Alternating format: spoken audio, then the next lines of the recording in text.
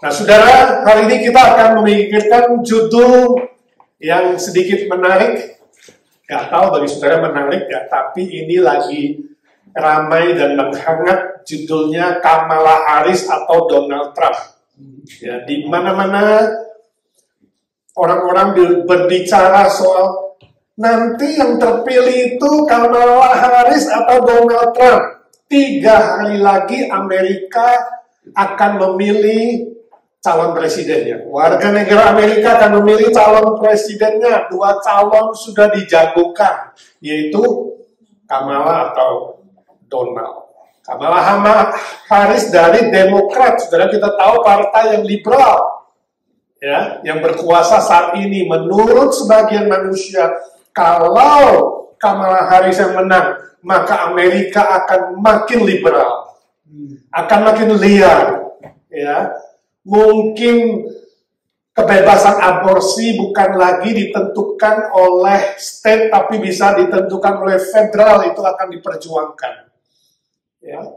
LGBTQ akan lebih dimarakkan, ya, dirayakan, dan kemudian pernikahan bukan saja antar sejenis akan disahkan, tapi juga pernikahan dengan apapun akan disahkan, termasuk dengan binatang. Nah, luar biasa ya, saudara bisa mengkawin, menikah dengan binatang peliharaan sendiri. Ini luar biasa, negara ini akan makin porak-poranda secara moral kalau liberal berkuasa, sebab liberal akan menjadi makin liar. Ya. Di Amerika akan bebas-bebasnya, kemudian sampai tidak punya norma-norma yang sehat. Pajak akan dinaikkan, khususnya bagi orang yang menengah ke atas yang kerjanya mati-matian akan diperas habis menurut ramalan kalau memang Kamala Harris yang terpilih. Ya, hutang negara akan bertambah. Sejak Obama, hutang negara sudah bertumpuk-tumpuk dan makin dipegang Demokrat. Katanya hutang Amerika akan berlipat-lipat ganda. Sebab hanya dengan hutang itu kemudian para Demokrat bisa memakai uang sebebas mungkin dan seboros mungkin. Ya. Jadi mereka yang bekerja dengan pemerintah, baik di state, di sekolah, di pemadam kebakaran, polisi, ya, social security, dan lain-lain, mereka senang kalau Demokrat itu terpilih. Sebab apa? Banyak duitnya, sebab negara berhutang, mereka boleh bebas, dapat komisi, gaji naik, bonus, jalan-jalan, dan lain-lain sebagainya. Tetapi moral Amerika akan semakin bobrok. Ramalan lain, kalau Trump yang terpilih bagaimana? Maka aborsi akan dibatasi. Pernikahan sejenis akan dibatasi. Moral akan membaik. Katanya kejahatan pun akan menurun sebab dia menegakkan hukum terhadap orang-orang yang melawan hukum negara. Ekonomi akan membaik sebab Trump adalah seorang businessman. Tapi mungkin ada nepotisme, tetap ada plus dan ada minus. Pajak menurun mungkin sama rata, tidak hanya sebagian saja. Yang pasti politik luar negeri akan membaik dan orang-orang luar akan lebih menghargai Amerika. Saya tidak tahu apa yang akan terjadi. Nah, bagaimana respon saudara? Itu pertanyaannya. Kalau Demokrat terpilih, negara Amerika makin liberal. Kalau Republikan Trump yang terpilih, maka negara ini akan lebih konservatif atau moderat. Nah, apa respon saudara kalau orang bertanya, Kamala atau Donald? Ya, Kamala Harris atau Donald Trump? What is your response? Ya, siapa kira-kira bakal menang? Apa respon saudara? Pak, cuek aja lah Pak, saya juga bukan warga negara Amerika. Milih juga nggak bisa, bahaya sekali. Ternyata mereka yang bukan warga negara juga bisa, katanya, ya, bisa disodorkan dengan kertas pilihan, hanya tanda tangan, dapat bonus. Ini luar biasa permainan-permainan politik untuk mendapatkan banyak suara. Ya. Tapi bagaimana saudara sebagai orang Kristen, respon saudara? Cuek aja? Gak peduli, yang penting gue dapat kerjaan. Yang penting saya warga Indonesia di Amerika masih bisa bekerja mendapatkan dolar. Kan moto orang Indonesia di Amerika itu adalah memburu dolar. Yang penting dapat memburu dolar, ya kan? Yang penting gaji gue naik, ya. Yang penting gue masih bisa kirim duit ke Indonesia. Apakah fokus saudara selama ini hanya soal ekonomi? Apa respon saudara? Ya, itu menjadi sebuah bahan pemikiran bagi kita sebagai orang-orang percaya. Nomor 2, bila saudara boleh memilih, siapa yang akan saudara pilih? Bila saudara bisa memilih, siapa yang akan saudara pilih? Menurut saudara bagaimana memilihnya? Apakah orang Kristen itu harus berperan dalam politik? Bila ya, orang Kristen harus berperan dalam hal politik sejauh mana? Bagaimana caranya? Kalau tidak, kenapa tidak boleh? Ada yang mengatakan, Pak, kita bukan pilih presidennya, Pak. Presiden dua-duanya jelek. Tapi yang dari dua jelek ini kita lihat, mana yang lebih takut Tuhan, mana yang lebih lebih melakukan kebenaran, walaupun sama-sama gak benar. Ya, the lesser evil, yang jahat yang paling dikit, gitulah ya. Kalau dari dua partai secara keseluruhan, tentu pilih partai yang lebih mendekat kepada kebenaran daripada menjauh terhadap kebenaran. Jadi orang Kristen harus berpolitik atau tidak? Sedikit lah, sedikit kayak dessert ya, Ciko ya. Dikit aja dessert. Nah, saudara, di Amerika itu ada aturan. Gereja sebagai institusi tidak boleh kampanye soal politik. Sebab gereja itu adalah non-profit organization. Semua organisasi non-profit yang disahkan oleh state dan federal seperti gereja tidak boleh memakai mimbarnya untuk promosi salah satu partai politik. Tapi apakah dengan ada aturan itu orang Kristen tidak boleh berpolitik? No. Sebagai warga negara, setiap orang Kristen itu wajib untuk apa? Berpolitik.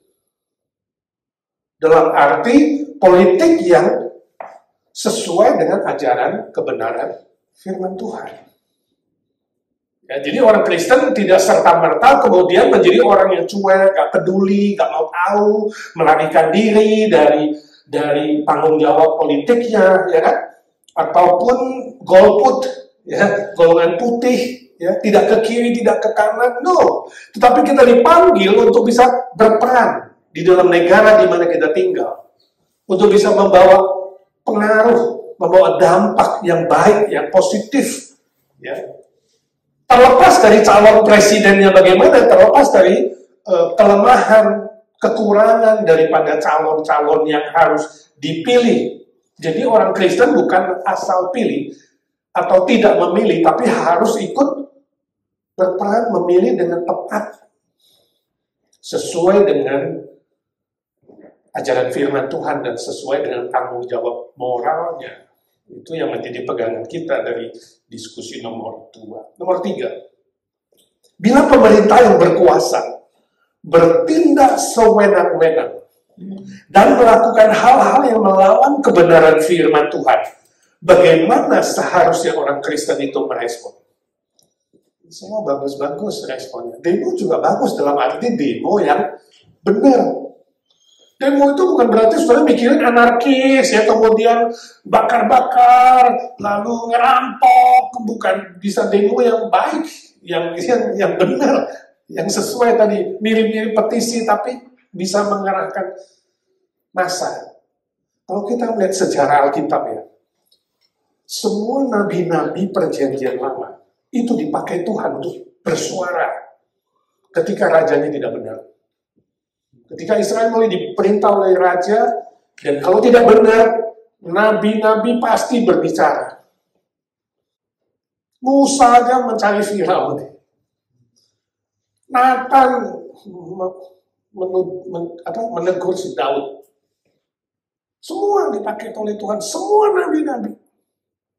Bukan diam, berbicara kebenaran. Sampai perjanjian baru muncul siapa? Yohanes Pembaptis. Dia menegur Herodes. Walaupun dia dimasukkan penjara, dia tidak takut. Dia menyuarakan kebenaran. Bahkan sampai akhirnya Herodias itu cari cara kemudian mendapatkan kepalanya. Yohanes. Yesus menegur Kayafas. Menegur Pilatus. Dia tidak takut-takut. Ya. Dan kemudian kita lihat gereja-gereja. Tidak takut, tapi berani berkata kebenaran. Kebenaran harus diberitakan walaupun sulit. Tidak kompromi. Siapa mulai kompromi? Konstantin abad keempat bertobat. Salah satu kaisar Romawi. Kemudian menjadikan kekristenan itu adalah agama negara. Itu justru yang bahaya. Seolah-olah kekristenan berjaya maju. Tetapi gak lama kemudian terjadi apa? Pencampuran. Urusan negara, urusan gereja, ya kan? Masuklah ke kafiran, dan gereja justru tercemar dan masuk ke dalam abad ke-8 terus. Memasuki abad 10-11 itu mulai kacau. Sampai mengerti Luther abad 16 yang baru kita rayakan 2 hari lalu, yang mengadakan reformasi. Jadi orang Kristen nggak boleh berdiam diri, ya, sangat berbahaya ketika pemerintah sudah tidak benar. Tetapi pemerintah tidak boleh mencampuri urusan iman dan kerohanian. Nanti kita akan belajar apa kata firman Tuhan. Batasan-batasan apa antara pemerintah, antara negara dan warganya dan orang Kristen. Kita akan belajar dari firman Tuhan. Mari kita baca firman Tuhan dari Roma 13 ayat 1-7. Ayat 1-7. Roma 13 ayat 1-7. Membaca bersama-sama 1, 2, 3. Tiap-tiap orang harus takluk kepada pemerintah yang di atasnya. Sebab tidak ada pemerintah yang tidak berasal dari Allah. Dan pemerintah-pemerintah yang ada ditetapkan oleh Allah. Sebab itu, barang siapa melawan pemerintah, ia melawan ketetapan Allah. Dan siapa yang melakukannya akan mendatangkan hukuman atas dirinya. Sebab jika seorang berbuat baik, ia tidak usah takut kepada pemerintah. Hanya jika ia berbuat jahat. Maukah kamu hidup tanpa takut terhadap pemerintah? Perbuatlah apa yang baik, dan kamu akan beroleh pujian daripadanya. Karena pemerintah adalah hamba Allah untuk kebaikanmu. Tetapi jika engkau berbuat jahat, takutlah akan dia. Karena tidak percuma pemerintah menyandang pedang. Pemerintah adalah hamba Allah untuk membalaskan murka Allah atas mereka yang berbuat jahat. Sebab itu perlu kita menaklukkan diri, bukan saja oleh karena kemurkaan Allah, tetapi juga oleh karena suara hati kita. Itulah juga sebabnya, maka kamu membayar pajak. Karena mereka yang mengurus hal itu adalah pelayan-pelayan Allah. Bayarlah kepada semua orang apa yang harus kamu bayar. Pajak kepada orang yang berhak menerima pajak. Cukai kepada orang yang berhak menerima cukai. Rasa takut kepada orang yang berhak menerima rasa takut, dan hormat kepada orang yang berhak menerima hormat. Nah, saudaraku, dari pembacaan firman Tuhan di atas, kita akan belajar beberapa prinsip kebenaran soal hubungan antara pemerintah di dunia ini dan dengan orang Kristen. Pertama, pemerintah adalah hamba Allah. Itu ayat 1 dan 4. Pemerintah adalah hamba atau pelayan Allah. Ayat 1 dan di ayat 4. Istilah ditetapkan oleh Allah, ayat 1, bukan berarti Allah yang pilih atau sudah ditakdirkan. Jadi saudara jangan salah mengerti. Kalau ada pemerintah yang diktator, ada pemerintah yang jahat, ada pemerintah yang melawan kebenaran firman Tuhan, itu bukan dipilih oleh Allah. Ditetapkan oleh Allah tidak berarti Tuhan sudah pilih dari sejak awalnya. Bukan berarti takdir Allah. Bingung nggak saudara? Kok ditetapkan Allah bukan dipilih Allah, maksudnya apa? Sebab prinsip-prinsip takdir akan membuat Allah menjadi kambing hitam dari semua kejahatan.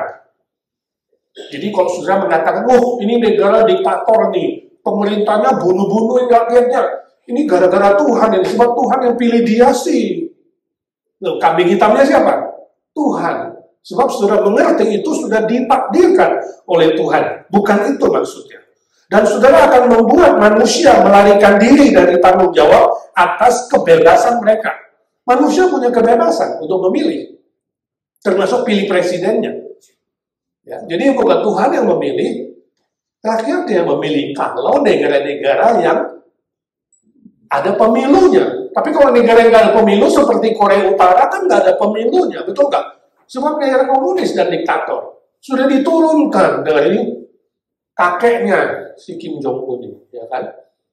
Nah, apa Tuhan yang pilih si Kim Jong Un, misalnya, ya kan? Atau siapa? Hitler yang berkuasa dulu, misalnya, atau si Putin. Dan segala kesalahannya itu apakah Tuhan yang buat sebab Tuhan yang pilih? Bukan. Saudara tidak boleh mengartikan ditetapkan Allah berarti ditakdirkan Allah atau ditentukan Allah. Bukan. Tetapi melalui pemilihan yang ada, melalui kebebasan manusia boleh memilih, seperti Amerika nanti memilih presidennya, yang pilih adalah warga negaranya. Sedangkan mereka yang tidak bisa memilih itu apa? Menunggu saatnya ketika keadilan dan kebenaran Allah itu ditegakkan. Perhatikan istilah berikutnya. Istilah untuk kebaikan. Hamba Allah di sini adalah dalam konteks untuk kebaikan warganya. Dan ada istilah apa? Membalaskan murka Allah, ayat keempat. Nah, ini adalah ukuran dari hamba Allah atau pelayan Allah. Pemerintah di bumi ini menjadi hamba Allah atau pelayan Allah jika melakukan hal-hal yang mendatangkan kebaikan bagi warganya. Melakukan hal-hal kebaikan demi warganya untuk tanda kutip mewakili Allah, membalaskan yang baik dan yang jahat. Jadi bumi ini ada 3 wakil Allah. Saudara masih ingat siapa? Yang pertama, siapa wakil Allah? Gereja adalah wakil Allah di bumi ini, bukan pendeta. Jadi siapapun pendeta mengatakan, saya wakil Allah. Ya, saya Bapak Suci, wakilnya Kristus. Salah. Tuhan tidak pernah kasih pribadi. Tetapi gereja Tuhan, tubuh Kristus, adalah wakil dari Kristus, sebab Kristus adalah kepalanya. Itu adalah wakil Kristus di bumi ini untuk menyatakan kebenaran, untuk membawa keselamatan, untuk memenangkan jiwa, untuk memuridkan orang-orang yang sudah percaya. Itu sebabnya perintah Tuhan cuma 2, menginjili, memenangkan jiwa, dan memuridkan. Di bumi cuma ketemu 2 manusia. Yang belum percaya dimenangkan kepada Kristus, yang sudah percaya dimuridkan supaya dia berbuah bagi Kristus. Cukup jelas. Itu wakil pertama. Wakil kedua siapa? Orang tua, bapak dan ibu saudara, bukan hanya bapak. Kedua orang tua adalah wakil Allah di bumi ini. Untuk apa? Untuk mendidik anak-anaknya di dalam Tuhan, takut akan Tuhan. Untuk mendidik anak-anak Tuhan di bumi ini. Walaupun anaknya cuma 1 Jimmy, bukan miliknya, milik Tuhan. Kalau kamu melihat semua milikmu dan anakmu adalah milik Tuhan, kamu tetap tidak bisa apa-apa dan harus belajar hormat sama Tuhan. Kalaupun dia mau jadi misionari kemanapun. Sebab itu adalah milik Tuhan, bukan milik orang tua. Orang tua hanya wakil, manajer saja untuk mendidik anak Tuhan di bumi. Dan ketiga adalah pemerintah. Pemerintah untuk mewakili Tuhan, menegakkan kebenaran Tuhan, mendatangkan kebaikan kepada warganya. Perhatikan ini. Jika pemerintah di bumi ini sudah tidak melakukan kebenaran dan tidak mendatangkan kebaikan bagi warganya, ingat, mereka bukan pelayan Allah dan bukan hamba Allah. Cukup jelas. Jadi ada ukurannya. Hamba Allah dan pelayan Allah itu, wakil Allah di bumi ini ada ukurannya. Yaitu apa? Mendatangkan kebaikan, kebenaran, menegakkan keadilan bagi warga. Cukup jelas. Ya. Lalu aplikasinya apa buat kita? Aplikasinya, selama ini saudara peduli pemerintahan yang ada? Atau saudara cuek aja? Bagaimana saudara menilai dan merespon pemerintah yang ada sesuai dengan firman Tuhan? Mulailah berdoa agar pemerintah benar-benar menjalankan fungsi mereka sebagai hamba Allah atau pelayan Allah. Kita perlu banyak berdoa, saudara. Tadi usulan Budina berdoa. Supaya pemerintah itu bertobat kalau tidak melakukan kebenaran Allah. Supaya mereka sungguh-sungguh berfungsi sebagai pelayan Allah, hamba Allah. Yang berani menegakkan kebenaran dan keadilan demi kesejahteraan warganya. Ini penting sekali. Dan mereka punya hati yang takut akan Tuhan. B, nomor 2. Kebenaran apa yang kita pelajari? Pemerintah memiliki otoritas yang terbatas. Ayat 4. Pemerintah memiliki otoritas yang terbatas. Istilah demi kebaikan, sekali lagi, dan menyandang pedang. Ada 2 istilah di ayat 4. Demi kebaikan dan menyandang pedang, menunjuk kepada wewenang dan tanggung jawab pemerintah terhadap warganya. Terbatas dalam 3 bidang, yaitu soal keamanan atau keselamatan jasmani. Jadi gak ada hubungan dengan rohani, jasmani. Warganya terancam, warganya gak selamat, ya. Warganya ada jadi korban, harus turun tangan. Ya. Lalu soal keadilan sosial, ya. Hubungan masyarakat, adil gak ini? Ya.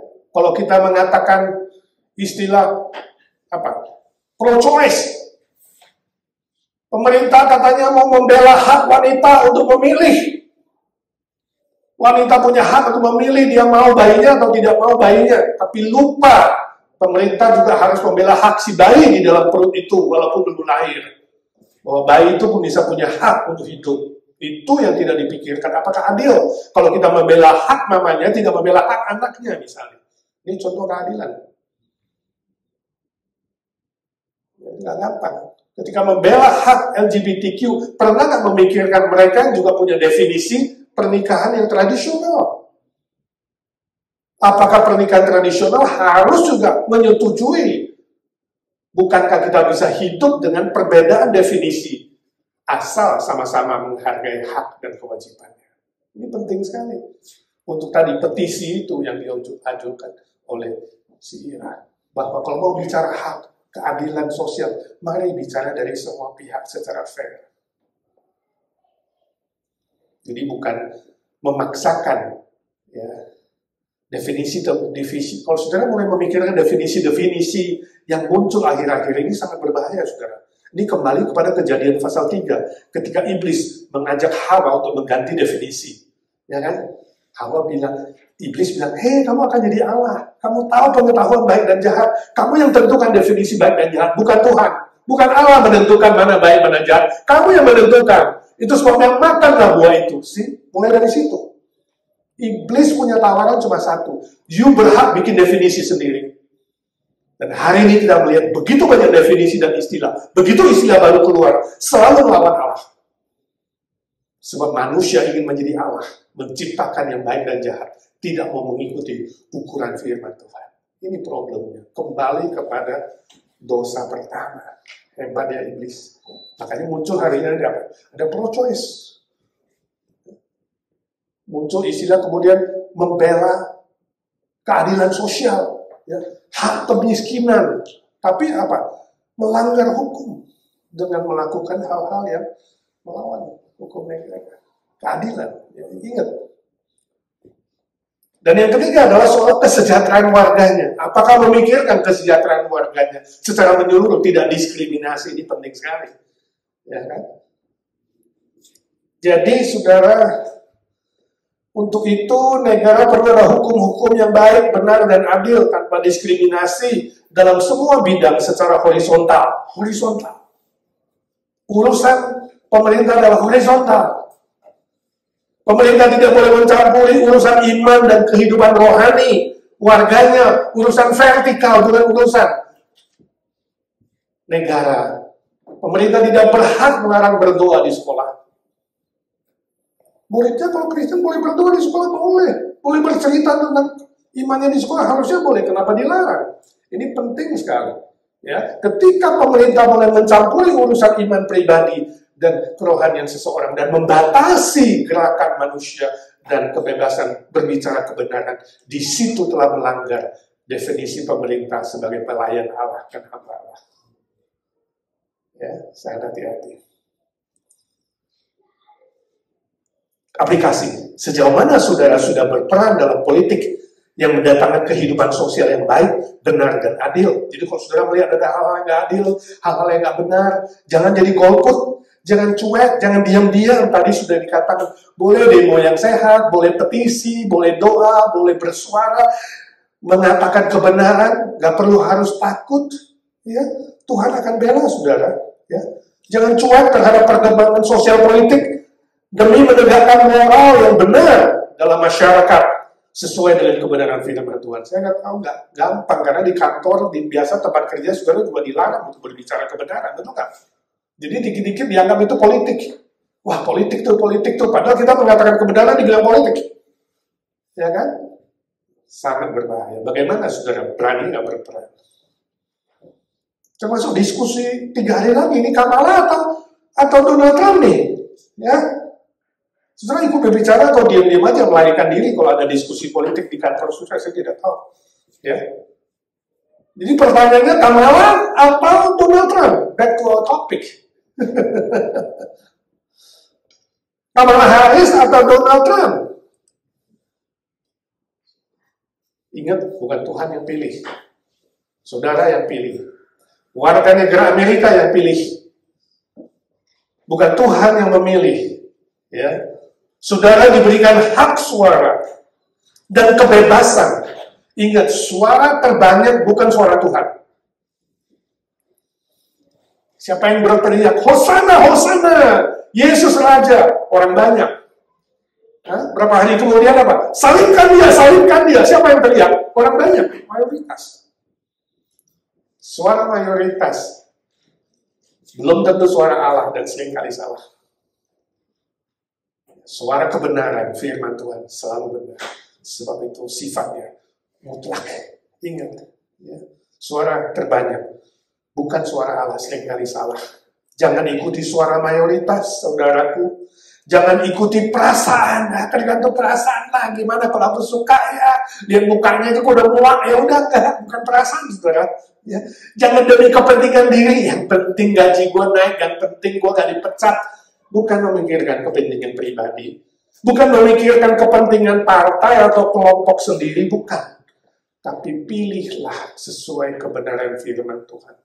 Pilihlah sesuai dengan hati nurani saudara yang bertanggung jawab terhadap suara Roh Kudus yang memimpin hati saudara secara moral, Kristiani, dan iman Kristiani. Amin. Rame-rame. Ya, ke kotak suara atau kirim ya, bersurat. Pulang lihat lagi itu formnya dan saudara mulai kerjakan, itu penting sekali. Ya. Yang ketiga, yang terakhir, orang Kristen wajib tunduk terhadap pemerintah. Wajib tunduk terhadap pemerintah. Ayat 1, ayat 5 sampai 7. Tadi saya sudah jelaskan sedikit soal tunduk. Istilah tunduk ayat 1 artinya dalam batasan fungsi pemerintah sebagai hamba Allah yang benar. Kalau bukan hamba yang tidak, kalau bukan hamba Allah yang benar, bukan pelayan Allah, kita boleh tidak tunduk tapi bersuara kebenaran. Istilah suara hati nurani ayat 5 muncul suara hati nurani, itu adalah dalam konteks suara hati orang Kristen yang dipimpin oleh suara Roh Kudus. Jadi bukan perasaan suara hati nurani, tapi dalam konteks suara Roh Kudus yang memimpin kita dalam kebenaran. Lalu ada istilah membayar pajak, ayat 6-7, adalah kewajiban orang Kristen dalam batasan baik, benar, dan adil. Jadi saya tanya, kalau pemerintahnya sudah tidak baik, tidak benar, tidak adil, perlu bayar pajak kah? Senang kalau tiba-tiba pemerintah bilang tidak usah bayar pajak, senang ya. Suatu hari petugas pajak adakan penyuluhan di sebuah desa, kumpulkan semua rakyat.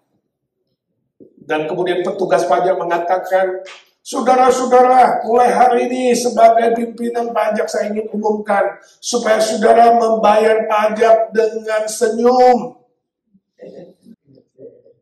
Lalu seorang warga bilang, puji Tuhan, saya kira bayar pajak pakai uang, ternyata cuma pakai senyum. Maksudnya bayar dengan senang hati. Jadi mulai gak usah bayar pakai uang nih, pakai senyum aja. Ya, istilah bayar pajak itu kewajiban. Tapi ketika saudara melakukan kewajiban, saudara pun harus menilai dan mengoreksi. Apakah sungguh-sungguh uang saudara yang dipakai demi kebaikan, kebenaran, dan keadilan? Gak gampang ya. Kenapa LGBTQ mati-matian memperjuangkan supaya pernikahan sejenis pernikahan, kalau gak ada pun manusia bisa nikah dengan binatang. Kalau dia ada surat pernikahan, saudara berarti apa? Pajaknya turun apa naik? Turun. Dan ketika uang pajak kita sudah dipakai untuk aborsi bebas, pemberian obat bius dan lain-lain, kita sedih sebenarnya kan? Perlu menyuarakan kebenaran. Jadi ketaatan orang Kristen dan kewajiban orang Kristen terhadap pemerintah ada batasnya. Bukan tak terbatas, bukan tunduk secara membabi buta. Batasannya apa? Apakah mereka sudah menjalankan tugasnya sebagai pelayan Allah? Ayat 6b. Fungsi pelayan Allah itu sudah ada belum? Lalu aplikasinya apa? Selama ini, sejauh mana pemerintah saudara sudah melakukan tugasnya dengan baik dan benar? Ini menjadi pertanyaan orang Kristen yang harus menjadi terang dimanapun berada. Entah saudara tinggal di kelurahan, tinggal di kabupaten, tinggal di provinsi, di kota, di desa. Orang Kristen harus berfungsi sebagai garam dan terang, yang bercahaya bagi tempat-tempat yang gelap, yang memberikan rasa dan pengaruh yang positif seperti garam yang masuk ke dalam makanan, memberi rasa, memberi nikmat, memberi berkat kepada orang-orang sekitar saudara secara horizontal. Ya.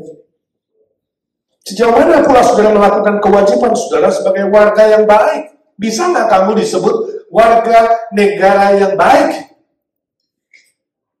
oleh warga sekitarmu, oleh orang-orang sekitar saudara? Mereka mengatakan, wow ini nih, ya, si Aili ini memang warga negara yang baik nih, ya.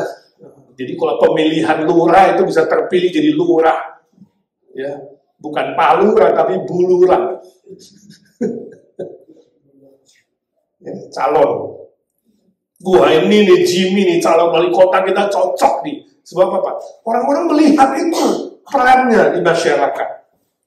Sebab itu, selain berdoa untuk pertobatan pemerintah yang melawan Allah, kita perlu berdoa untuk pemerintah yang melawan Allah, saudara juga perlu berdoa bagi diri sendiri dalam melakukan kewajiban saudara terhadap manusia, karena saudara menghormati Tuhan, mengasihi Tuhan, dan menghargai kebenaran firman Tuhan. Amin. Saya harap saudara semua berperan dalam masyarakat di mana Tuhan tempatkan saudara. Ya, entahkah di RT, di RW, di kelurahan, ya, bukan hanya di gereja, sebagai keluarga rohani, tapi juga di luar sana, di masyarakat sana. Mereka tahu saudara adalah warga negara yang baik, ya, yang berpolitik secara sehat, secara benar, baik, dan adil terhadap siapapun. Tidak takut kepada manusia, sebab saudara takut kepada Tuhan dan takut kepada firman Tuhan yang suatu hari akan menghakimi setiap orang percaya dan orang tidak percaya. Amin. Mari kita berdoa. Bapa di surga, kami mengucap syukur dan terima kasih sudah belajar firman-Mu. Ajar kami bukan saja menjadi pendengar-pendengar firman, tapi menjadi pelaku-pelaku firman. Tolonglah kami semua menjadi warga negara yang baik, yang bertanggung jawab di hadapan Tuhan, yang melakukan kebenaran, kebaikan, keadilan demi firman Tuhan dan demi menjadi berkat bagi masyarakat di mana kami tinggal. Tuhan pakai kami sebagai garam dan terang yang membawa pengaruh positif kepada orang-orang di sekitar kami. Dalam nama Tuhan Yesus kami berdoa dan memohon berkat Tuhan. Amin.